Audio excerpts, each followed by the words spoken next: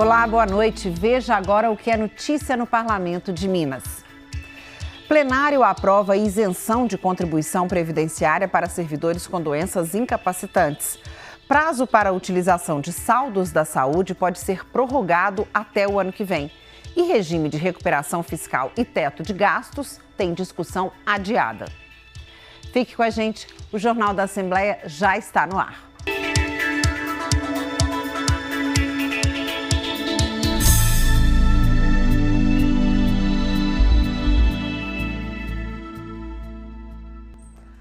A relação de doenças incapacitantes que isentam aposentados e pensionistas de pagar previdência está sendo atualizada por uma proposição aprovada nesta terça-feira na reunião extraordinária de plenário da manhã.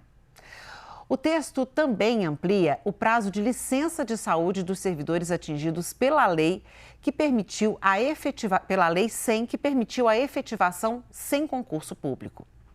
Com plenário cheio, os deputados foram favoráveis ao projeto do governo para atualizar um artigo da Constituição que regulamenta os casos de aposentados e pensionistas com doenças incapacitantes que não precisam pagar previdência. Entre as 17 doenças listadas estão câncer, cardiopatia grave e esclerose múltipla. O projeto recebeu emendas. Foram incluídos os militares e novas regras para todos aqueles servidores da educação atingidos pela Lei 100, que permitiu a efetivação de profissionais da área da educação sem realização de concurso público. O texto permite que a licença para tratamento de saúde desses servidores e poderá ser convertida em aposentadoria por invalidez, se antes do fim do prazo, a junta médica considerar o beneficiário definitivamente inapto para o serviço público em geral. E muitos deles estavam, de fato, adoecidos e deveriam receber por parte da Justiça uma resolução que não os demitisse enquanto adoecidos estivessem. Também passou em primeiro turno uma proposta para estimular os consumidores a exigir a entrega do documento fiscal na hora da compra, o que vai gerar créditos aos consumidores, cidadãos e empresas do Estado. Estimula a cidadania e gera mais arrecadação. Com a criação da nota fiscal mineira, nós vamos ter a oportunidade de que cada cidadão, de que cada consumidor possa ser consultado se ele deseja ou não ter essa nota fiscal mineira, inserindo o seu CPF na nota e no final do exercício de cada ano, esse comprador, esse consumidor terá a oportunidade de ter um crédito junto ao Estado de até 30% de tudo aquilo que ele comprou, de todos aqueles serviços que ele utilizou. 2 projetos que mudam áreas das unidades ambientais de conservação, de Aredes, em Itabirito, e de Fechos, em Nova Lima, receberam emendas e voltaram para análise das comissões. O que também aconteceu com o projeto que cria regras em Minas para prevenir doenças aviárias contagiosas. O plenário também aprovou a proposta que facilita o trânsito de animais que participam no estado de cavalgadas, desfiles, treinamentos, concursos, provas ou tratamentos terapêuticos. O projeto de lei complementar 35, esse que trata da isenção de contribuição previdenciária no caso de doenças incapacitantes, também passou pela Comissão de Fiscalização Financeira na tarde de hoje e está pronto para voltar a plenário em segundo turno. O governador enviou à Assembleia 3 vetos a propostas aprovadas no Legislativo. Os conteúdos vetados tratam de cobrança de pedágio e proteção a consumidores idosos, doentes ou analfabetos. O primeiro é um veto parcial a um projeto de lei que isenta de cobrança duplicada qualquer veículo que passe 2 vezes pela mesma praça de pedágio entre as 5 horas da manhã e as 10 da noite de um mesmo dia. Segundo a justificativa do governador, além de ser prerrogativa exclusiva do Poder Executivo, a medida contraria o interesse público ao interferir em contratos de concessão já firmados. Também foi vetada parte da proposta que protege o consumidor, principalmente o idoso, analfabeto, doente ou vulnerável, contra ofertas e contratação abusivas de serviços bancários.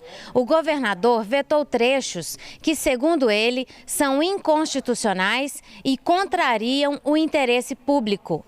Um deles, por exemplo, limita o saque vinculado ao limite do cartão de crédito a terminais eletrônicos dentro das agências financeiras, o que excluiria os bancos digitais. Na justificativa do governador, essa medida afetaria o princípio da livre concorrência. O último veto é sobre a política de segurança pública do Estado. O projeto aprovado prevê que nas ocorrências policiais fica estabelecido o emprego de efetivo que garanta superioridade numérica e estratégica. Ao vetar este trecho, o governador alega que para decidir o número de policiais a serem deslocados é preciso observar o caso concreto. Então, a proposta contraria o interesse público. Os vetos agora serão distribuídos a comissões especiais e devem ser analisados pelos deputados em até 30 dias. O projeto que autoriza o Estado a aderir ao regime de recuperação fiscal e o PLC que fixa o teto de gastos tiveram a discussão adiada na Comissão de Fiscalização Financeira e Orçamentária desta manhã. Sidney Gomes tem os detalhes. Adiada a discussão dos dois projetos de lei que tratam do regime de recuperação fiscal na Comissão de Fiscalização Financeira e Orçamentária, a autorização para aderir ao regime e o que cria um teto de gastos ao governo, pré-requisito do RRF. As propostas chegaram a entrar na pauta de plenário para serem votadas em primeiro turno, mas receberam emendas nessa fase. De acordo com o regimento da Assembleia, quando isso acontece, os projetos devem voltar para a comissão para que essas emendas sejam apreciadas. Nas reuniões desta terça-feira, o relator das matérias na FFO, deputado Zé Guilherme, distribuiu cópias do novo parecer aos membros da comissão, o que dá mais tempo para a análise do texto. O adiamento da votação acontece enquanto a Assembleia, governos estadual e federal e Congresso Nacional correm contra o tempo para conseguir uma solução definitiva para o endividamento de Minas que não seja a adesão ao regime de recuperação fiscal, que impõe arroxo econômico ao governo e que, segundo a oposição, também causará prejuízo aos servidores públicos.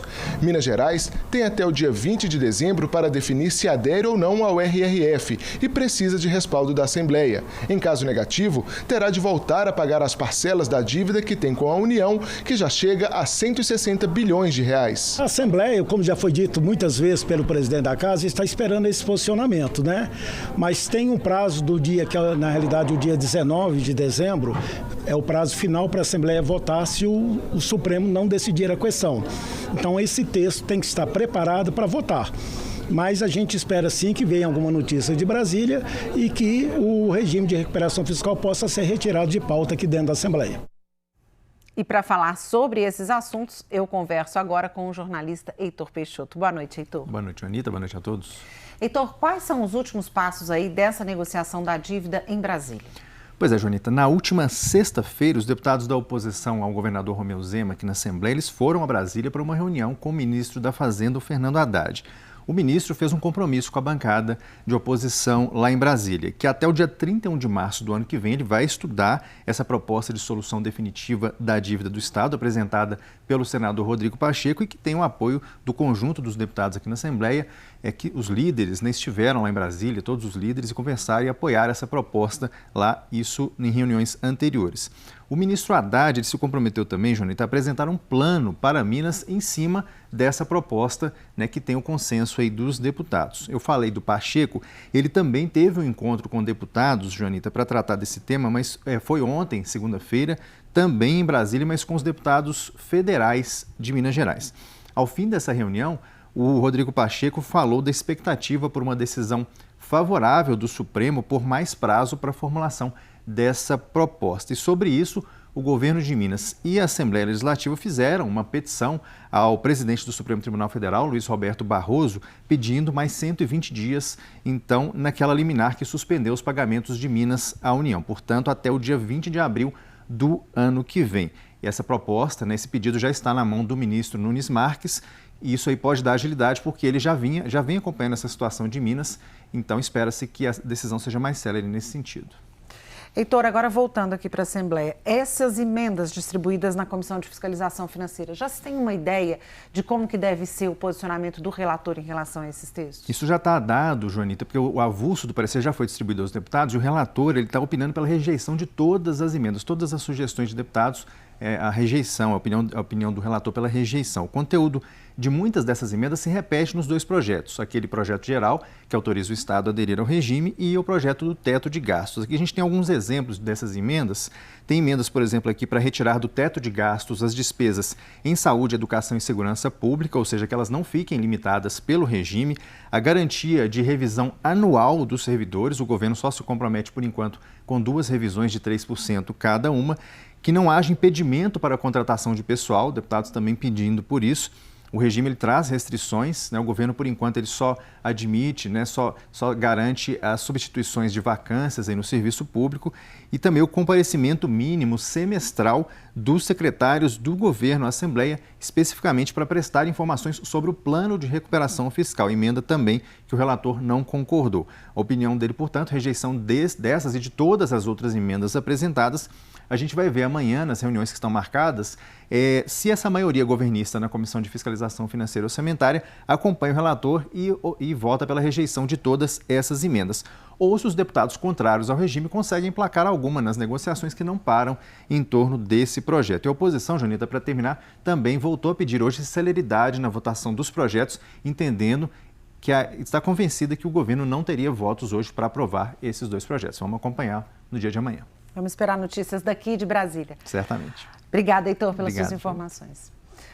Além dos projetos que tratam do ajuste fiscal de Minas, a Comissão de Fiscalização Financeira e Orçamentária também avaliou outros 2 projetos nesta terça-feira. Um deles, o projeto de lei do governador Romeu Zema, que uniformiza os critérios para a doação de bens, valores ou benefícios pelo Estado, recebeu parecer favorável em primeiro turno. A proposta busca garantir a execução de programas sociais em anos eleitorais. Esses programas devem estar previstos no Plano Plurianual de Ação Governamental. A FFO ainda deu parecer favorável em segundo turno ao projeto de lei que altera o Plano de Regularização de Créditos Tributários.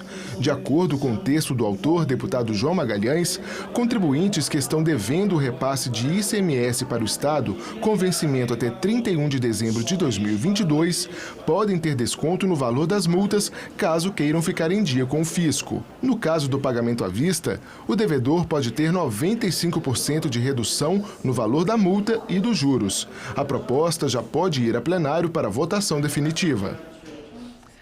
O projeto de lei complementar que adia o prazo para os municípios usarem verbas da saúde que sobraram de repasses do Estado passou pelas comissões de Justiça, Saúde e Fiscalização Financeira nesta terça-feira. Agora, a proposta pode ser apreciada em primeiro turno em plenário. Os saldos estão nos fundos de saúde dos municípios e têm origem em parcerias e convênios firmados com a Secretaria de Estado de Saúde. O projeto, que passou em primeiro turno pelas 3 comissões, prorroga o prazo para as prefeituras utilizarem os saldos até o fim do exercício financeiro de 2024. Muitos municípios não conseguiram a tempo realizar todo o seu planejamento e poder utilizar esses recursos, essas sobras de recursos nesse ano. Então esse projeto de lei complementar vem exatamente para poder dar mais um ano de prazo para que esses municípios consigam aí planejar e executar com muita segurança esses recursos que estão hoje em sobra dentro do caixa do município. O uso desses recursos parados nos cofres municipais por questões burocráticas é possível graças a uma lei criada e aprovada pela Assembleia e sancionada neste ano. Todos os 853 municípios mineiros são beneficiados pela norma, que prevê que as sobras deverão ser destinadas exclusivamente a ações e serviços públicos de saúde. Em reunião na tarde desta terça-feira, a Comissão de Defesa dos Direitos da Pessoa com Deficiência apresentou um balanço do trabalho que fez neste ano. Foram 28 reuniões e 9 audiências públicas com mais de 80 convidados. Na discussão de hoje, o tema foi o mercado de trabalho para pessoas com deficiência intelectual. O Instituto Mano Down existe há 12 anos e hoje atende mais de 1.000 pessoas com algum tipo de deficiência intelectual na região metropolitana de Belo Horizonte. Em 2017, o Instituto criou o programa Incluo, buscando oportunidades para essa população. A gente disponibiliza cursos de informática, de português, de matemática, até de inglês, para que essas pessoas com deficiência possam ter o mínimo de subsídios para poder ser incluídas ativamente no mercado de trabalho. Mas a inclusão ainda está longe da situação ideal. Dos 18,6 milhões de pessoas com deficiência no Brasil, pouco mais de 26% têm emprego. Em Belo Horizonte, são cerca de 40 mil pessoas trabalhando, mas ainda há 44 mil vagas em aberto. Das 126 mil pessoas com deficiência na capital, 26 mil têm algum tipo de deficiência intelectual. Desse total, menos de 100 geram a própria renda. A audiência foi para discutir políticas públicas voltadas para essas pessoas, pensando nas possibilidades de empregos e no envelhecimento. Geralmente as empresas elas não querem incluir pessoas com deficiência, preferem pagar multas, preferem achar outros subterfúgios para não incluir essas pessoas com deficiência. E o nosso objetivo é justamente sensibilizar essas empresas e mostrar que o local das pessoas com deficiência de trabalhar, eles precisam ser mudados, mas não estruturalmente apenas, mas que precisa mudar os profissionais lá dentro, a cabeça, sensibilizá-los e entender que a pessoa com deficiência ela pode trabalhar em todos os lugares, desde que ela seja capacitada para estar. Começa na escola, né? Geralmente quando a família não detecta o déficit, a professora, a escola tem que detectar. E ali começar o tratamento com equipe multidisciplinar. Esse déficit neurológico, geralmente a recuperação é mais difícil, mas pode melhorar e a pessoa conviver na sociedade com eficiência, com dignidade. A falta d'água em diversos municípios durante a onda de calor de novembro foi discutida em audiência da Comissão de Defesa do Consumidor. Os participantes pediram providências ao presidente da Copasa para que não aconteçam novos episódios de desabastecimento. A repórter Maria Cláudia Barreto acompanhou a reunião e tem as informações. Na audiência pública, o presidente da Copasa, Guilherme Faria, ouviu muitas reclamações, não só de deputados estaduais, mas também de prefeitos e vereadores, que vieram de todo o estado. As reclamações iam desde altas tarifas e falta rotineira de água, em algumas cidades, até água suja saindo da torneira, causando doenças na população. A Copasa também foi cobrada pelo desabastecimento durante a onda de calor de novembro, quando várias cidades da região metropolitana de Belo Horizonte ficaram sem água durante vários dias. Segundo o presidente da empresa, o desabastecimento aconteceu porque, para atender a alta demanda, foi preciso transferir água do sistema Paraupeba para o sistema Rio das Velhas. Ele disse que a companhia montou um plano emergencial após ser surpreendida pela primeira onda de calor. Esse plano contém ações de curto e médio prazos a serem executadas até agosto do ano que vem, visando preparar a Copasa para novas ondas de calor. Nós conseguimos ampliar a nossa capacidade de bombeamento, por exemplo, de água do Rio das Velhas. Estamos reativando poços artesianos dentro da região metropolitana de Belo Horizonte, justamente para complementar a nossa captação e melhorando a captação em outras fontes. Por exemplo, a gente tem captação na Estação Ecológica de Fechos e outras áreas onde a gente pode complementar. O deputado Adriano Alvarenga, autor do requerimento para audiência pública, criticou a estrutura precária da Copasa no interior e disse que a Assembleia vai continuar cobrando providências da empresa quanto a problemas no abastecimento. Vamos continuar vendo se de fato eles vão cumprir a palavra deles. Acredito que sim, mas nós não vamos ficar com o Jesus de braços cruzados e sem observar. Continuamos observando, continuamos atentos, mas vigilantes. A instalação de placas fotovoltaicas no lago formado pela represa do Cajuru, o chamado Novo Mar de Minas, na região centro-oeste do estado, preocupa moradores. Além de não terem sido ouvidos pela CEMIG, eles temem que o potencial turístico seja prejudicado. O assunto foi pauta de audiência dos deputados nesta manhã. Os participantes da audiência da Comissão Extraordinária de Turismo e Gastronomia falaram sobre o temor de que o empreendimento da CEMIG altere a biodiversidade e prejudique o projeto turístico da região. A população inteira, inclusive os representantes do povo, que somos nós vereadores, nós somos contra essas instalações. Eu acho que não respeitou o povo cajuruense, assim como o povo de Divinópolis e outras cidades, porque não teve uma consulta. Segundo o prefeito de Cláudio, município às margens do lago, investidores já estariam desistindo de empreendimentos na região. A gente já tinha contatos com empresas para hotel, né, restaurantes, está indo para lá. Com essas colocações das placas, já pararam tudo. Segundo a CEMIG, as placas para a geração de energia solar ocupariam pouco mais de 1% da área do lago. A previsão é que a instalação comece em junho de 2024, com investimento inicial de 30 milhões de reais. Contando com toda a estrutura, incluindo uma nova subestação de energia, o investimento deve chegar a 200 milhões de reais. A usina será instalada exclusivamente na área de segurança da barragem, onde hoje em dia já não se pode pescar, já não se pode passar de barco, já não se pode nadar, ou seja, está numa área que já é uma área que é proibida. Então, na verdade, não há prejuízo para o turismo. É 1,3 numa área mais visitada, que é o Paredão.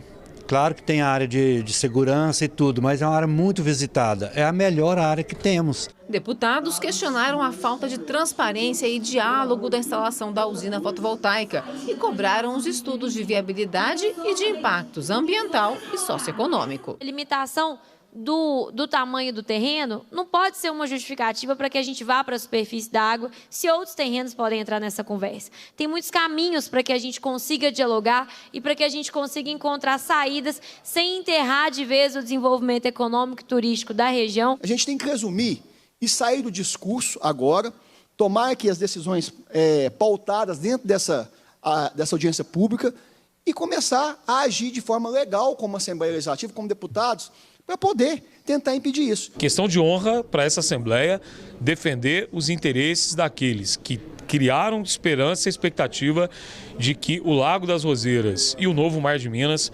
possa ser um fator de transformador de vida das pessoas naquela região.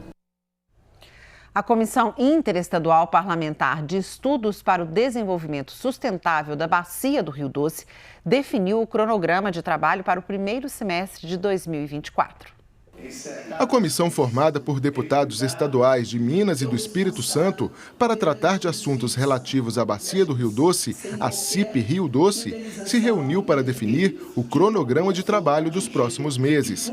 A presidenta da CIP, deputada capixaba Janete de Sá, esteve na Assembleia para o encontro com membros mineiros da comissão, entre eles o coordenador regional por Minas, deputado Leleco Pimentel. Os parlamentares querem fazer audiências e debates públicos nos dois estados para discutir o acordo de reparação da tragédia de Mariana, considerada o maior desastre ambiental da história do Brasil. Para os membros da CIP, os novos valores apresentados pelas empresas responsáveis pelo rompimento da barragem são incompatíveis com os danos causados. A Renova já gastou quase 30 bilhões de reais com desvios e agora a Vale vem oferecer 42 bilhões para uma reparação que não foi feita. Portanto, o Conselho Nacional de Justiça e o governo federal fizeram bem em não aceitar. O rompimento da barragem de Fundão, em Mariana, na região central de Minas, aconteceu em novembro de 2015. Devastou o distrito de Bento Rodrigues, matando 19 pessoas. Além disso, a tragédia espalhou lama de rejeitos de minério de ferro por 600 quilômetros do Rio Doce, chegando até o Oceano Atlântico, em Linhares, no Espírito Santo. É importante essa retomada da CIP Rio Doce porque o Poder Legislativo, que é a representação do povo, a casa mais democrática do país, não está inserido nas discussões da mesa de repactuação. Nós vamos ter um debate público no mês de março aqui em Minas Gerais, na Assembleia, e uma audiência pública no Estado do Espírito Santo no mês de abril. Nas comissões da Assembleia, vários projetos de lei avançaram na tramitação. São propostas sobre saúde, esporte, direitos da mulher e do consumidor e ainda na área da cultura. Vamos ver o dia nas comissões. Na Comissão de Justiça, começaram a tramitação de 32 projetos de lei. Entre eles, o que institui o Dia do Fisioterapeuta e do Terapeuta Ocupacional em 13 de outubro e aqueles que reconhecem como de relevante interesse cultural o caminho da Estrada Real, que percorre 32 municípios mineiros, o acervo do Santuário do Senhor Bom Jesus de Matozinhos, em Piranga, a Casa do Café com Leite de Ouro Fino e o Festival do Queijo Cabacinha do Vale de Jequitinhonha, em Pedra Azul. A ideia é valorizar bens, expressões e manifestações culturais características desses locais. Também passou o projeto que inclui no Código de Saúde Mineiro a fiscalização de alojamentos de trabalhadores para inibir a ocorrência de condição análoga à escravidão. Outras 3 propostas trazem benefícios a quem tem o transtorno do espectro autista, como o acesso à assistência em saúde para gestantes e o turismo acessível e incluso. A Comissão de Segurança Pública liberou para a votação final em plenário o projeto de lei que dá prioridade às investigações de crimes contra crianças e adolescentes, sempre que eles forem as vítimas de crimes hediondos, crimes contra a pessoa, como o homicídio, e os crimes contra a dignidade sexual, como o estupro, a apuração terá preferência. Além disso, os pais ou responsáveis passam a ser comunicados da prisão ou da soltura do investigado e também sobre a conclusão dos trabalhos policiais. A Comissão de Defesa dos Direitos da Mulher deu parecer favorável ao projeto de lei que garante o acesso de absorventes higiênicos a pessoas que menstruam e estão em situação de vulnerabilidade social.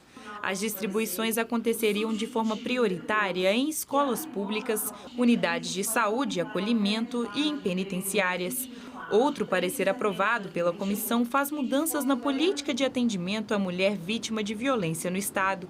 A proposta pretende criar um atrativo para que empresas prestadoras de serviço passem a contratar mais mulheres, principalmente aquelas vítimas de violência doméstica. A Comissão de Esporte, Lazer e Juventude deu parecer favorável à proposta de incentivo à prática de corrida de rua. O objetivo é adotar ações como a divulgação da prática, a implantação de estrutura, o apoio a organizações da área e o fomento a parcerias. A Comissão de Transporte deu parecer favorável em primeiro turno a proposta sobre a divulgação na internet de documentos técnicos e o cálculo das tarifas pelo Estado e pelas empresas que administram o transporte entre municípios. Está pronto para ser votado em segundo turno o projeto sobre terras devolutas, aquelas áreas públicas sem destinação pelo poder público e que nunca integraram o patrimônio de um particular. A proposição, que recebeu parecer na Comissão de Administração Pública, inclui alterações recentes na legislação federal. Outra novidade é que a regularização dessas terras poderá ser feita diretamente pelo Estado, sem a participação dos municípios, o que deve agilizar alguns processos. A Comissão de Defesa do Consumidor e do Contribuinte analisou em primeiro turno 2 propostas. A primeira trata da obrigatoriedade de as indústrias do ramo de laticínios informarem nos rótulos a origem do leite em caso de utilização de produto importado. A segunda garante a notificação prévia ao consumidor quando houver suspensão, parcial ou total, de serviços prestados por concessionários ou permissionários dos serviços públicos contínuos.